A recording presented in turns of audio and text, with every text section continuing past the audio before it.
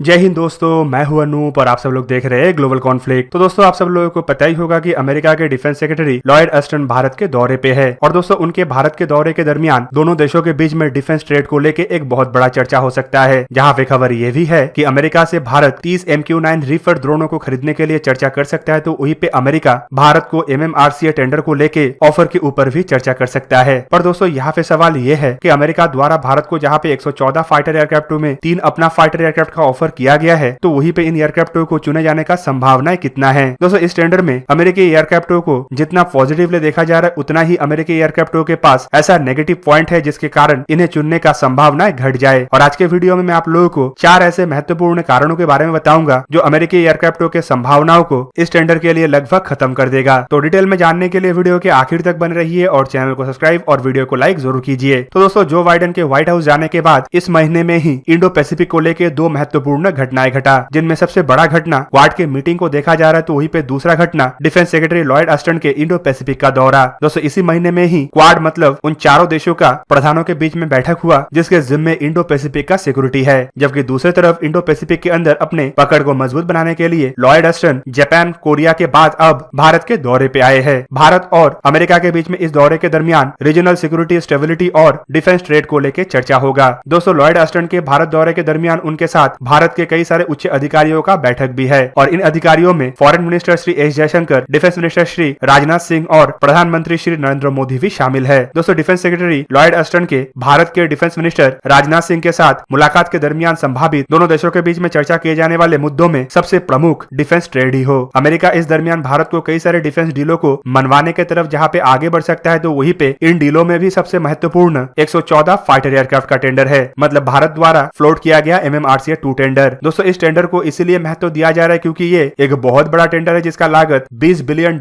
या उससे अधिक हो सकता है। और अमेरिका इतना बड़ा टेंडर को हासिल करने के लिए कोई भी मौका छोड़ेगा नहीं। इवन दोस्तों, आपके जानकारी के लिए बता दूं कि इस चर्चा से पहले ही अमेरिका द्वारा भारत को इस टेंडर को लेके 3 महत्वपूर्ण फाइटर एयरक्राफ्टों का पेशकश किया जा चुका है। इन फाइटर एयरक्राफ्टों में लॉकहीड मार्टिन द्वारा बनाया हुआ F-21 और बोइंग कंपनी की तरफ से बनाया हुआ F-18 सुपर हॉर्नेट ब्लॉक 3 और F-15EX जैसे फाइटर एयरक्राफ्ट शामिल है। दोस्तों, अमेरिका 3 एयरक्राफ्टों का ऑफर भारत को तो कर चुका है, लेकिन अमेरिका को दुनिया के महत्वपूर्ण कंपनी द्वारा बनाया हुआ और भी कई सारे आधुनिक फाइटर एयरक्राफ्टों का सामना करना है। जबकि इसके अलावा ऑफर में make in India, technology transfer और एरोस्पेस इंडस्ट्री गठन करने जैसे महत्वपूर्ण शर्त है। उसके तहत भी अमेरिका को आगे बढ़ना पड़ेगा ताकि उनके फाइटर एयरक्राफ्टों को इस टेंडर में मौका मिले। पर ऑफर चाहे अमेरिका की तरफ से जितना भी किया जाए, अमेरिका के ऑफर में कई सारे खामियां है और फाइटर एयरक्राफ्टों को लेकर भी कई सारे सवाल अब तक उठ चुका है। दोस्तों, 4 जो महत्वपूर्ण खामियों के बारे में मैं आप लोगों को बताऊंगा, उनमें सबसे बड़ा खामी है पॉलिटिकल हर्डल्स। मतलब फाइटर एयरक्राफ्टों को लेकर भारत में ऐसे कई सारे मुद्दों को लेकर पॉलिटिकली चर्चा किया जा रहा है जो इनमें कुछ फाइटर एयरक्राफ्टों को कमजोर बनाता है। खास करके अमेरिकी कंपनी लॉकहीड मार्टिन की तरफ से भारत को ऑफर किया गया F-21 फाइटर एयरक्राफ्ट को देखे तो ये बेसिकली F-16 फाइटर एयरक्राफ्ट के तर्ज पे ही बनाया गया फाइटर एयरक्राफ्ट है। और दोस्तों, जहां पे पाकिस्तान के अंदर F-16 का इस्तेमाल हो रहा है, तो वहीं पे भारत के अंदर इन बातों को लेकर भी चर्चा है कि भारत कतई ऐसे फाइटर एयरक्राफ्टों को ना खरीदे जो पाकिस्तान के अंदर ऑलरेडी इस्तेमाल हो रहा हो। ऐसे में F-21 का सबसे कमजोर तरीन कड़ी तो यही है। चाहे जितना भी लॉकहीड मार्टिन की तरफ से F-21 फाइटर एयरक्राफ्टों को लेकर बढ़ चढ़ के दावे किया जाए, लेकिन फाइटर एयरक्राफ्ट के बेस को देखते हुए पॉलिटिकली इन फाइटर एयरक्राफ्टों को चुने जाने के ऊपर कई सारे मुद्दे उठ सकता है। दोस्तों, लॉकहीड मार्टिन कंपनी की तरफ से F-21 फाइटर एयरक्राफ्टों को लेकर कहा जा रहा है कि ये F-16 जैसे फाइटर एयरक्राफ्ट नहीं बल्कि इससे काफी उन्नत और पूरा का पूरा एक नया फाइटर एयरक्राफ्ट है। लॉकहीड मार्टिन का यह भी दावा है कि इन एयरक्राफ्टों में लॉकहीड मार्टिन द्वारा बनाया हुआ 5th जनरेशन फाइटर एयरक्राफ्ट मतलब F-22 और F-35 जैसे फाइटर एयरक्राफ्टों के कई सारे कंपोनेंटों का इस्तेमाल किया गया है, जो इसे F-16 तो क्या अन्य फाइटर एयरक्राफ्टों के तुलना में भी काफी आधुनिक बनाता है। इवन एयरक्राफ्टों के एयरफ्रेम को भी मजबूत बनाए जाने का बात कहा जा रहा है और कहा तो यह भी जा रहा है कि इन एयरक्राफ्टों को F-16 की तुलना में ज्यादा समय तक इस्तेमाल भी किया जा सकता है और ये ज्यादा आधुनिक हथियारों को भी कैरी कर सकता है। पर दोस्तों, इसके अंदर जो F-16 का छाप है, यही इसका अब सबसे बड़ा शत्रु बना हुआ है। जबकि दूसरी तरफ जो दूसरा महत्वपूर्ण कारण है वो है एयरक्राफ्टों का कॉस्ट। दोस्तों, यहाँ पे खाली एयरक्राफ्टों के बेस प्राइस नहीं बल्कि एयरक्राफ्टों के फ्लाई और मेंटेनेंस का कॉस्ट भी एक महत्वपूर्ण कारण बना हुआ है, जिसकी वजह से अमेरिकी फाइटर एयरक्राफ्टों को संभावित चुना ना जाए। आप सब लोगों को पता ही होगा कि अमेरिका द्वारा बनाया हुआ फाइटर एयरक्राफ्टों को काफी ज्यादा महंगा और काफी ज्यादा ऑपरेशनल कॉस्टली माना जाता है। इवन अमेरिका के F-21 और F-15EX फाइटर एयरक्राफ्टों को लेकर यह भी कहा जाता है कि ये दुनिया के इस कैटेगरी के महंगे तरीन ऑपरेशनल कॉस्ट वाला फाइटर एयरक्राफ्ट है। कई जगहों में F-15EX फाइटर एयरक्राफ्टों को लेकर यह भी कहा जा जा रहा है कि इसका 1 घंटे के उड़ान के लिए कम से कम $27,000 खर्चा हो सकता है। जबकि दूसरी तरफ अगर हाल ही में भारत द्वारा खरीदा हुआ इसी जनरेशन के मल्टी रोल फाइटर एयरक्राफ्ट मतलब डैसोल एविएशन के राफेल एयरक्राफ्टों को देखे तो इसका ऑपरेशनल कॉस्ट पर आवर $14,000 है।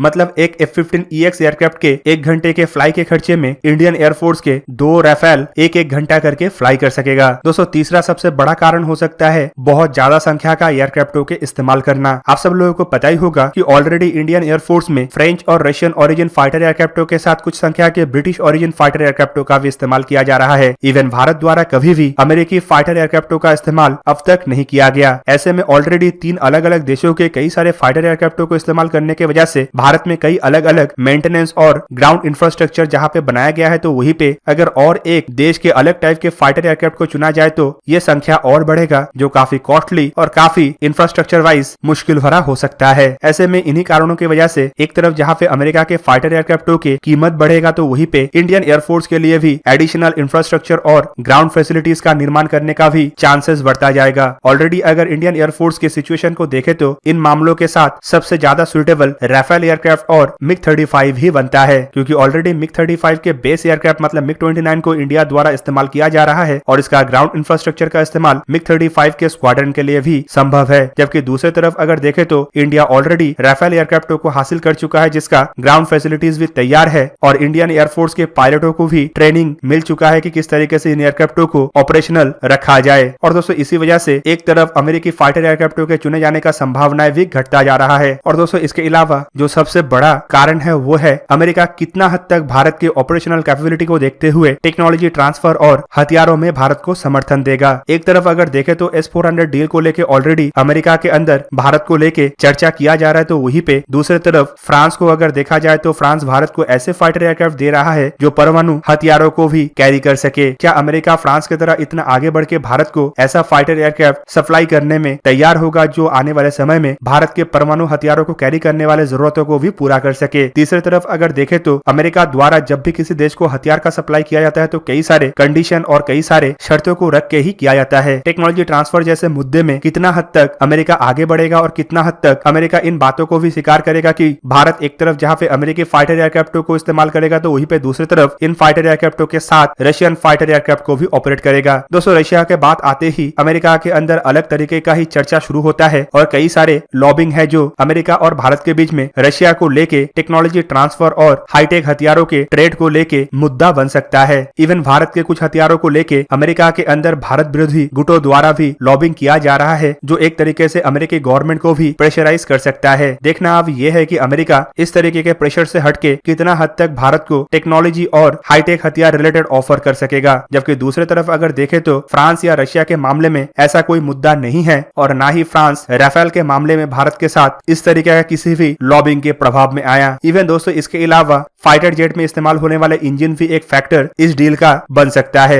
भारत क्योंकि अभी जेट इंजनों को बनाने के लिए आगे बढ़ रहा है और कई सारे देशों के साथ समझौते भी कर रहा है, तो ऐसे में क्या अमेरिका भारत को जेट इंजन रिलेटेड टेक्नोलॉजी देने में तैयार होगा? और दोस्तों इवन तो मुझे यह भी लगता है कि अमेरिका शायद फ्रांस या रशिया जैसे इतना खुल के टेक्नोलॉजी ट्रांसफर और अन्य मुद्दे को लेके भारत के साथ सहमति में आगे बढ़े। तो दोस्तों ये था आज का वीडियो। अगर आपको वीडियो अच्छा लगा तो इसे लाइक कीजिए और मेरे चैनल को सब्सक्राइब कीजिए और साथ में बना हुआ बेल आइकन को भी प्रेस कर दीजिए ताकि आप मेरा वीडियो देख पाए सबसे पहले। जय हिंद।